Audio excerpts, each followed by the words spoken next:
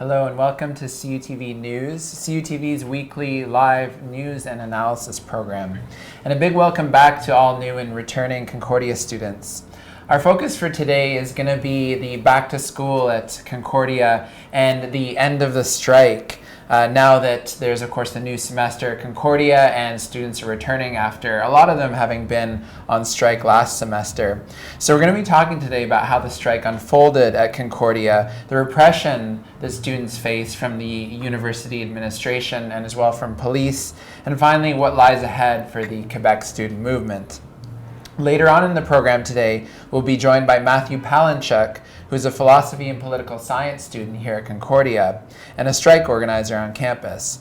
But first up, we're joined here in the studio by Hector Villeda-Martinez, who's a member of the Women's Studies Student Association here at Concordia. So welcome to the program, Hector. All right, thanks.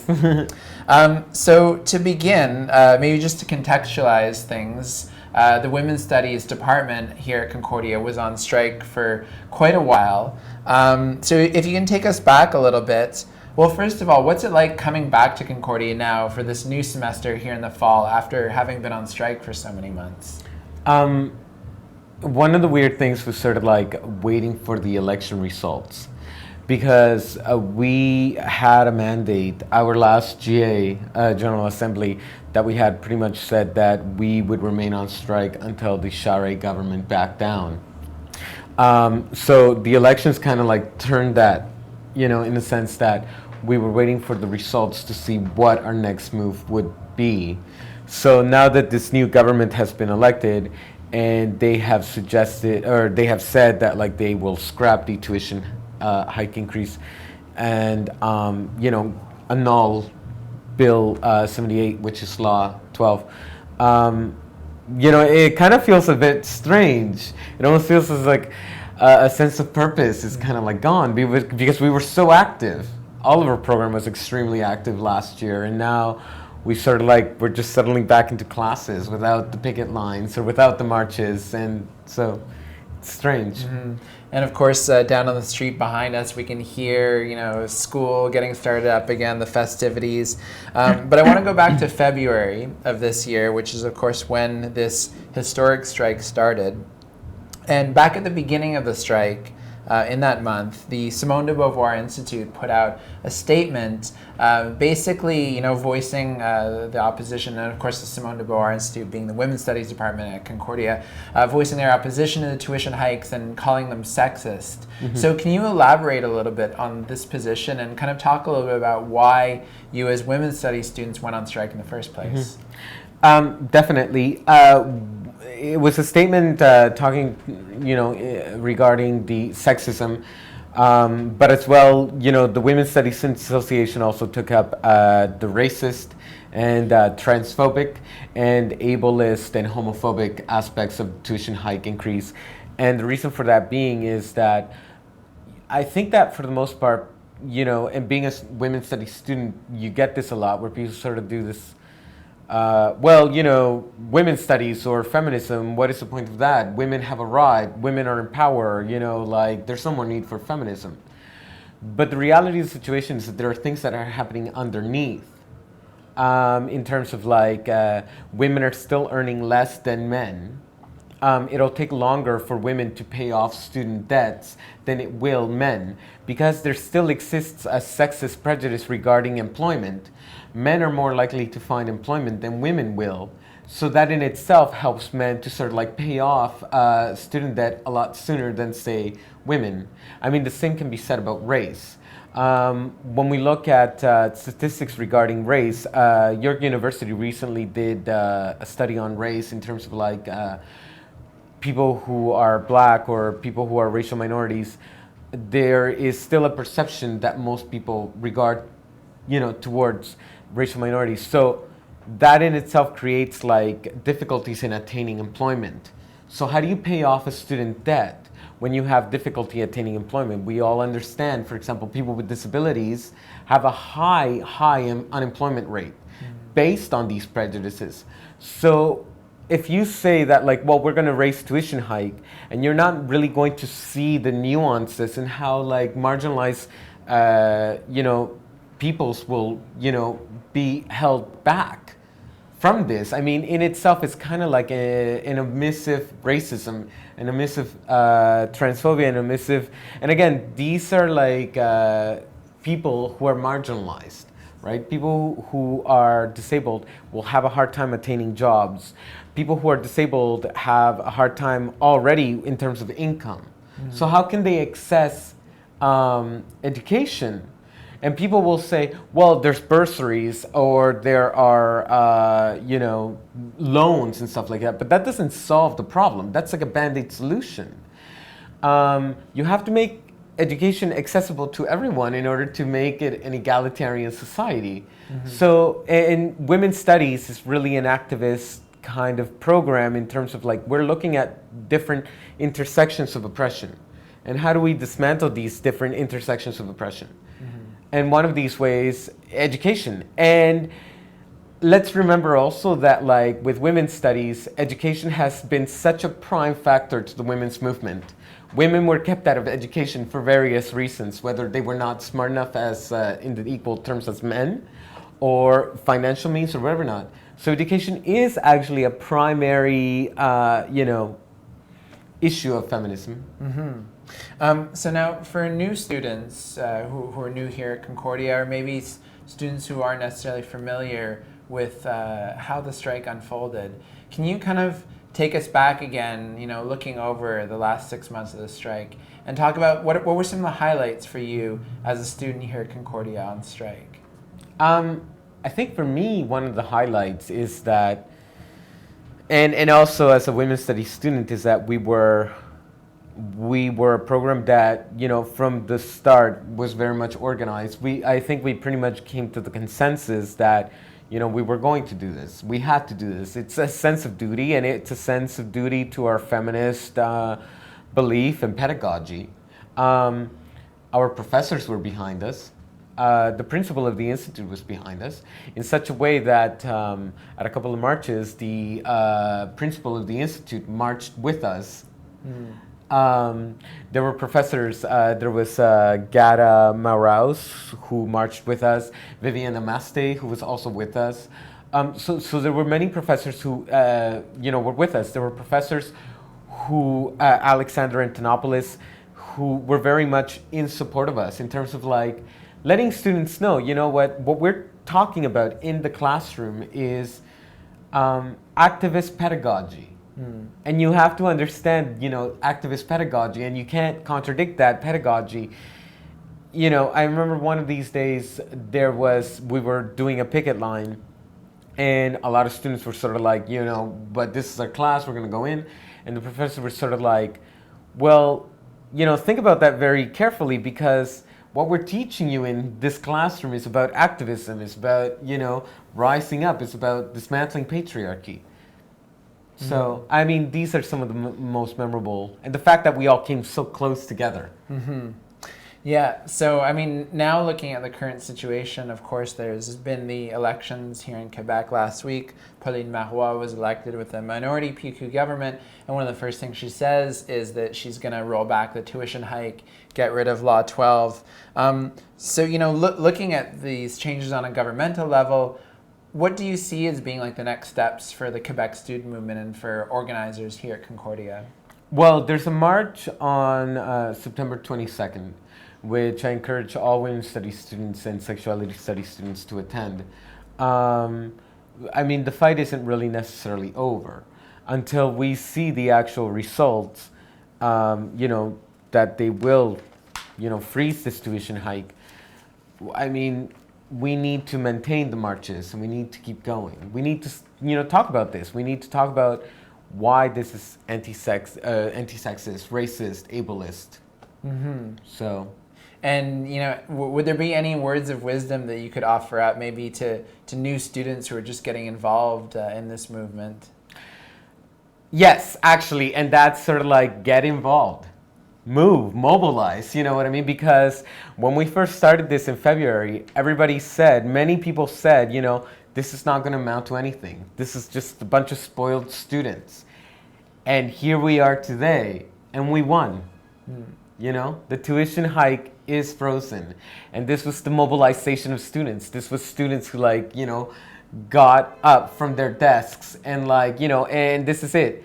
The Women's Studies Students Association, the Women's Studies students, you know, walk their talk. And you see it as a victory? And we definitely see it as a victory. We were the first program to do this. Nobody thought that, you know, we would be able to succeed at this, and we did. So mobilize.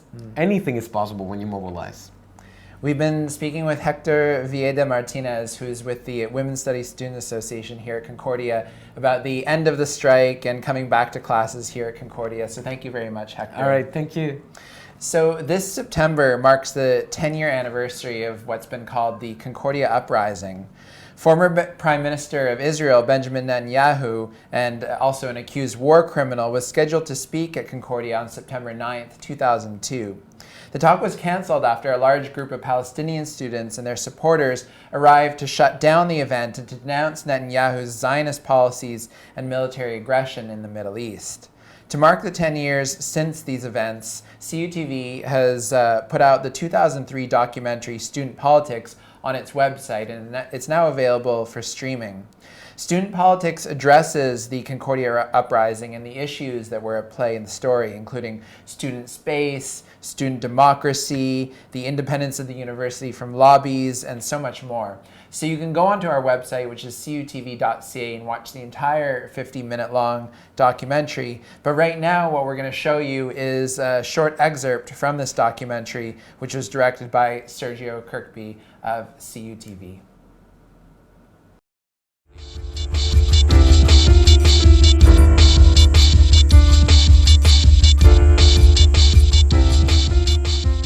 In the fall of 2002, Israel Asper, owner of Canada's largest media empire, sponsors former Prime Minister of Israel Benjamin Netanyahu for a speaking tour across Canada.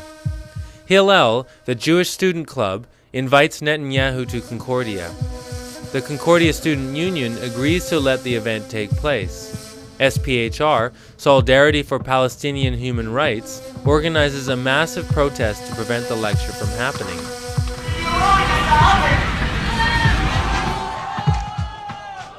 Netanyahu's invitation is seen by many pro-Palestinian students as contributing to the conflict, and Israeli supporters feel the only Jewish state, Israel, is under attack. Concordia has become a microcosm of Israeli-Palestinian politics. I'm here today to call upon an end to the cycle of violence. I'm here today to say that the aggressive and militaristic stance advocated by Netanyahu and other Israeli leaders will not bring us any closer to a meaningful peace.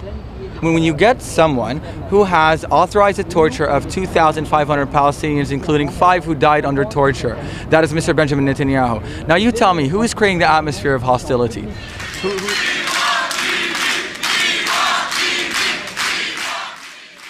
As the Jewish students and guests wait for Netanyahu, and the Arab students and supporters rally on the escalator, the police decide to evacuate the protesters with force.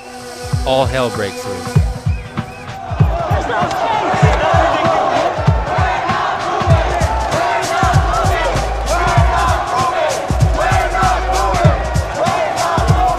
It was something that you couldn't really understand without being there, because everyone who tells a story tells it with bias. When you talk to people and you say, bringing Benjamin Netanyahu here, and when you know the community, when you know your community well, and even people who don't know it so well, they were able to predict pretty well before what happened. And I was one of them, and many people I spoke to, they were able to predict what happened.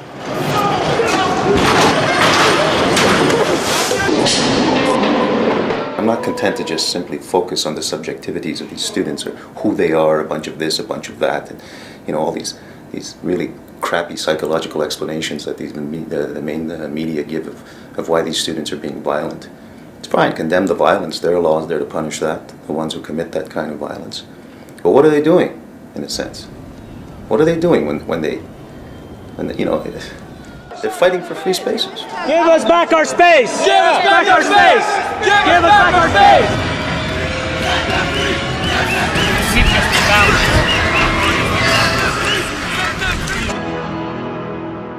Netanyahu's speech is cancelled, and the hall building is evacuated.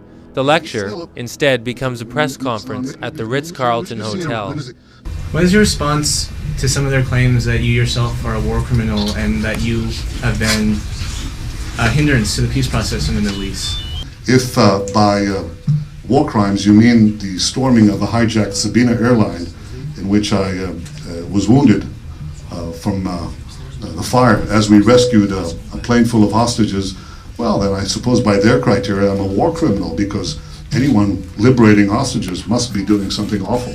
You don't go to someone who robbed a bank and say, well, the bank was there and you shouldn't have left the window on display. I mean, of course not. Bank robbers shouldn't rob banks, and rioters should not disrupt a free discussion in the university. And if there is a history in a place like Concordia, then clean it up. So what was the consequence of refusing Netanyahu a podium at Concordia? The Board of Governors decide to place a ban on any discussion of the Middle East conflict on campus. All students lose the right to set up tables in the mezzanine. But why this infringement on student space?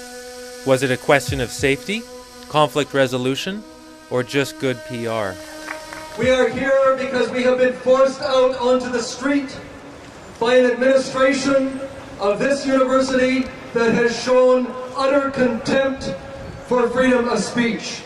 But we are here to tell you as well, my colleague Libby Davies, my colleague Judy Rebick, that we will not be silenced in speaking out for peace and justice in our region. It's time we sent a clear message to the Board of Governors and the administration of Concordia University to stand up for freedom of speech and to stop fearing the loss of corporate money for doing so.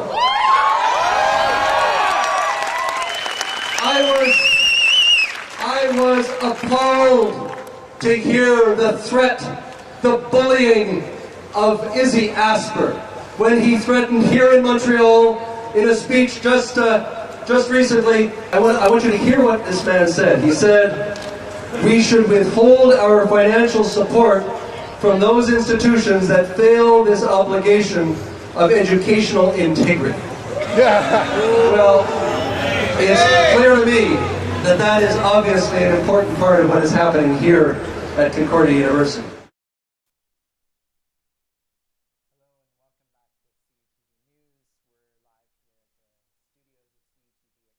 University in Montreal.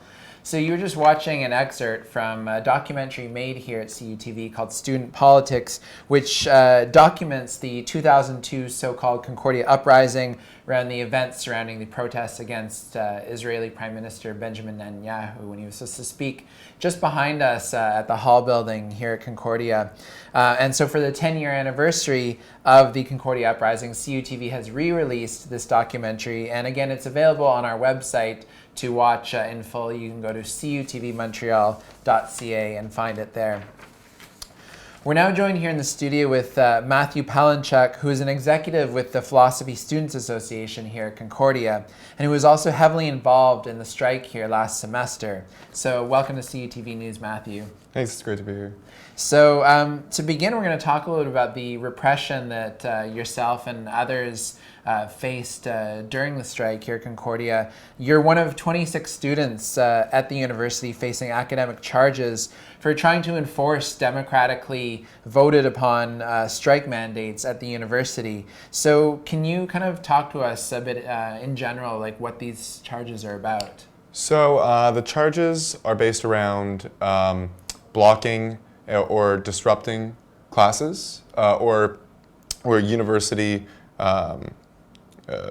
regular university procedures or whatever is happening that day, and they were left pretty ambiguous as just saying blocking or disrupting. But basically, yeah, if you were physically standing in front of a door, that is after the threatening email sent out by the administration on the 24th, I believe, of March. It would have been. After that, and if you're blocking or disrupting, you would have been charged And yeah, they chose about 26 of us. Can you tell us a little bit about that email that the administration sent out? Right, so there was an event planned at the GM building, which is where a lot of administrative offices are, and it was to essentially block access and really send a message to administration that, that the strike is here and that this is an action that we're going to have to commit, right? And so we did that. The police, after many people ended up joining us, including some certain professors, Global News was there, many students. After that, after all the police and everything, it was shut down, whatever. Then the following day was obviously the big march on the 22nd of March, and then the following Monday, an email was sent out by Concordia administration saying that anybody caught blocking classes, disrupting classes, the regular orders of school, they will be charged under the Code of Conduct. There will be pictures taken to identify you. You'll present your identification to the security, blah, blah, blah, blah. Many people took this as very offensive, and a large number of professors from Concordia actually signed a petition saying that this was an unacceptable response. But nonetheless, Concordia continued that, and that's the email that kind of started. Well, first of all, a security guard hitting a student on the day that email was. Well, the Concordia administration's plans were like enacted. A student was hit by a security guard. It kind of created lots of tension within the school, and yeah, any blocking and any disrupting led to what we later found out were actually charges. I want to talk actually a little bit more about the security at Concordia. We heard reports that Concordia had hired on additional security guards from outside firms to deal with the strike. Can you talk a little bit about that, and what was the effect of having these added security guards on campus during the strike? Yeah, so as you were saying, the outside company came. And we later found out that the one that, and actually it was one of those security guards that were hired outside that actually struck the student, and ends up he was not even an officially licensed security guard yet. He did not have his license. So the school kind of dealt with that, where it says that he was sent to UDM. But with the added security, it kind of created a very like intimidating environment. Whenever you're at any sort of class, you were approached by, it's like pretty much assumed that it's safe to say that they chose the biggest security guards to confront you, but they can't physically move you. So there's smaller men and smaller women that are also security guards, but they didn't select them. So they use this as a form of intimidation. They would take out their video cameras, take video of you. They would do pretty much anything they could. They asked for your ID. You don't have to give them your ID, things like that.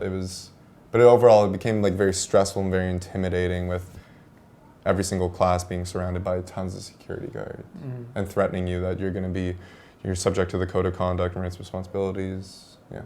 In terms of support or lack thereof that yourself and these other 26 students who are being charged are getting on campus, can you talk a little bit about the role of the Concordia Student Union, the CSU, in all of this?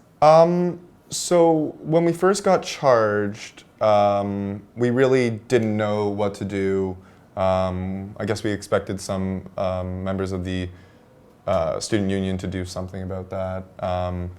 And we actually didn't know what was happening. I actually just found out today that there were some meetings between the president of the CSU and certain other members of the CSU with administration. We don't know exactly what they're asking about, but it's supposed to be in regards to our to the hearings and the charges against us. But overall, from the other students that were charged, it's been kind of a negative response to the lack of reaction from the CSU. But as I just found out today, there's not too much information on it, but I would have liked to see a little bit more punch from the CSU. And although, the President Schubert may have talked to the administration, Obviously, it's reflective that he didn't do quite enough. If a newspaper can, essentially assume that he didn't do anything at all, right? So. Now, we don't have a lot of time left, but I wanted to go into one issue that I find interesting. It was found earlier this summer that Concordia and other universities in Montreal have been giving quite a lot of money in donations to political parties, and especially here, the case of Concordia, the donations that were being made by the Board of Governors, the vast majority, I believe it's over 90% of the political donations they made went towards the Liberal Party. And the figure I have here is $86,000 over the last decade or so. So, given this support that we're seeing from the Board of Governors towards the Liberal government and the Jean Charest government, do you see that as being linked in any way to the crackdown that you've experienced with the student strike? I think that reflects, obviously the school's stance on the strike, but I don't think we can really say that the donations were given in order to, in direct action against the students like myself that were charged. But the overall movement itself, you can bet that the school wants to have more money to pay, well, as we see the numbers, pay administrators more money, professors less money, and go through ridiculous other things like that, like giving our president a $1.6 million interest-free loan to buy his condo in Montreal. Right? So I think it's schools want more money, and they don't really care how they get it. And supporting the Liberal government is supporting the hike, and thus trying to kind of repress the student movement within Concordia. And lastly, what are some of the next steps for yourself and other students facing charges here at Concordia? There's three different things you can do. You can go through the formal process, which is going to your hearing and so on. You can do your informal resolution process, which is going to the administration and meeting their demands. Word on the street says that it's an apology along with possible community service hours. Or you can take an offensive approach, looking at the school and their actions and looking at them as unjust, political repression and things like that, political targeting. I think I'm just going to take a formal route, and whatever my charges are, it's a shame that, what I thought was a moral obligation, something ethically that I believed in, is inconsistent with their code of conduct and rights responsibilities, but there's almost so much you can do, and I'd probably wear some small penalty on my shoulder as some kind of patch of what I did to help out with the movement and hopefully get towards more accessible education. Again, we've been speaking with Matthew Palynchuk, who is an executive with the Philosophy Students Association here at Concordia, who is a strike organizer and now one of 26 students being academically charged by Concordia University. So thank you so much for coming on the program, Matthew. Thank you. So again, you've been watching CUTV News Live. Do join us next Wednesday. We'll be here from 7 to 7:30 p.m. to bring you a weekly news and analysis show here on CUTV. And of course, if you want to check out any of the videos produced by our CUTV community here, you can go to our website, cutvmontreal.ca. You can also follow us on Twitter at CUTV News. Thank you so much for watching.